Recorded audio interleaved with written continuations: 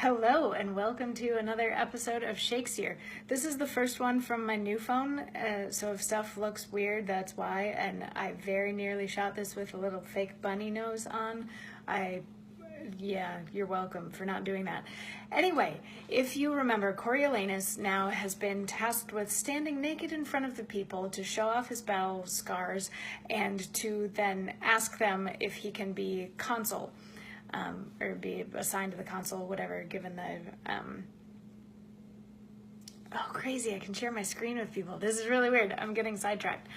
So Coriolanus has to do this stuff so that he can get this job, and he got up to leave the room when they recounted all of the wonderful things that he's done, and then he came back and he's like, seriously, do I have to do this? Like, can't I just go fight some more wars? And don't these people get it that I just fight wars for them and that's what I do? So I should get this job and this is ridiculous? And they're like, no, actually, you have to follow the customs and do this thing. So let's do it. And then he leaves and we get the mean girls, Brutus and Sicinius, at the very end, and they're like, do you think he's going to do it? I doubt he's going to do it. And the people are going to hate him because he's not going to do it. Blah, blah, blah.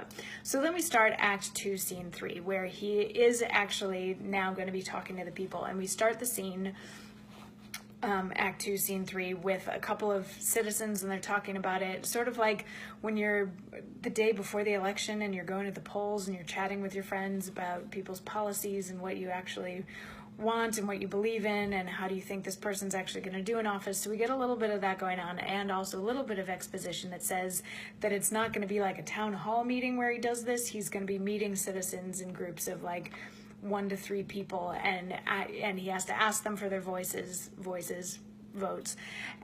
which they can then give, and then they're supposed to see his scars, and they can then vote for him or not vote for him as they want.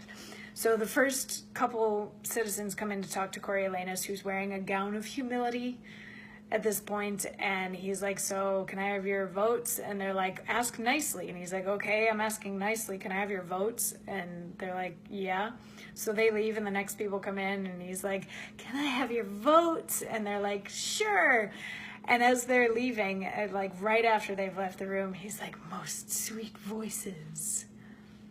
Better it is to die, better to starve than to crave the hire which first we do deserve.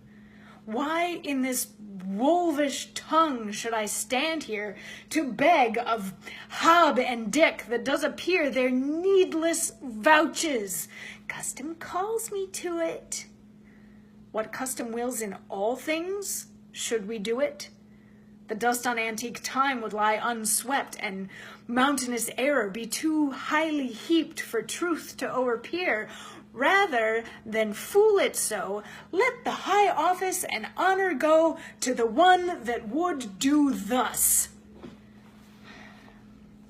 I am half through. The one part suffered, the other will I do. Here come more voices. Your voices? For your voices I have fought, watched for your voices. For your voices, bare of wounds 24 odd. Battles thrice 6 I have seen and heard of. For your voices have done many things, some less, some more. Your voices, I would be consul. Indeed, I would be consul. So yes, he's obviously being very sincere in trying to get all of these lovely votes. Yeah, as he goes on. And tomorrow we will see what we will see about the election results. Do you think he's going to get it? I'll see you tomorrow without a bunny nose. Mwah.